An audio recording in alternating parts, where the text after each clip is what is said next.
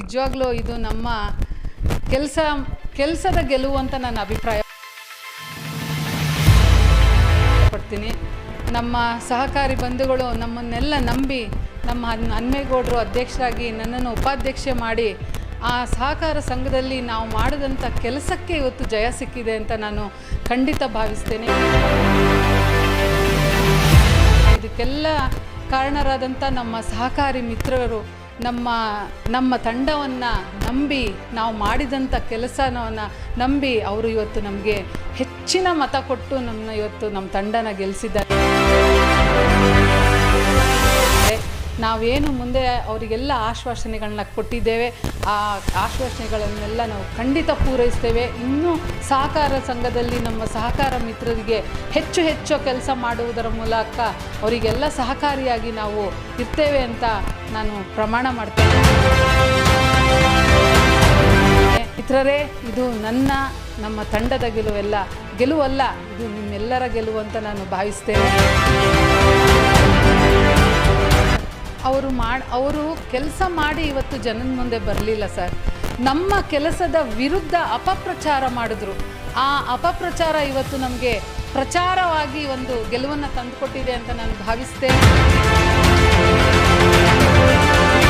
ಅವರ ಸಹಕಾರಿ ಮಿತ್ರರೇ, ದಯಮಾಡಿ ನನ್ನದೊಂದು ವಿನಂತಿ, ಯಾರೇ ಆಗಲಿ ಸಹಕಾರ ಸಂಘಕ್ಕೆ ಸಂಬಂಧಪಟ್ಟಂತೆ ಯಾವುದೇ ಅಪಪ್ರಚಾರದ ವಿಚಾರ ನಿಮ್ಮ ಕಿವಿಗೆ ಬಿದ್ದರೆ ಆ ವಿಚಾರಕ್ಕೆ ಸಂಬಂಧಪಟ್ಟಂತೆ ನಿಮಗೆ ನಮ್ಮ ಸಹಕಾರ ಸಂಘದಲ್ಲಿ ಸದಾ ನಿಮ್ಮೆಲ್ಲರ ಅವಕಾಶ ಇರುತ್ತೆ. ಬಂದು ನೀವು ನಮ್ಮನ್ನು ಪ್ರಶ್ನೆ ಮಾಡಬಹುದು, ಅದಕ್ಕೆ ಸಂಬಂಧಪಟ್ಟಂತೆ ದಾಖಲೆಗಳನ್ನ ನೀವು ಕೇಳಬಹುದು.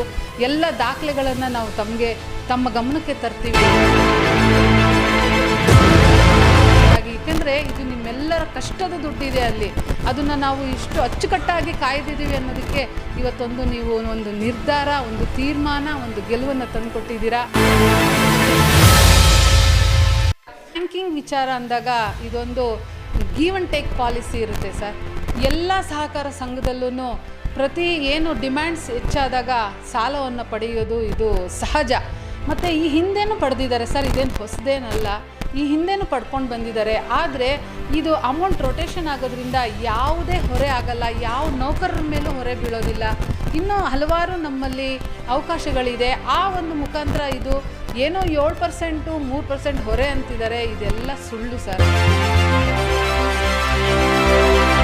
ಇದು ನಾವು ಬರೀ 7%ಗೆ ಅಷ್ಟೇ ಕೊಟ್ಟಿಲ್ಲ ಸಾಲನ, 9%ಗೂ ಕೊಟ್ಟಿದ್ದೀವಿ. ಇದು ರೊಟೇಷನ್ ಜಾಸ್ತಿ ಆಗೋದ್ರಿಂದ ನಮಗೆ ಹೆಚ್ಚು ಲಾಭ ಬರುತ್ತೆ.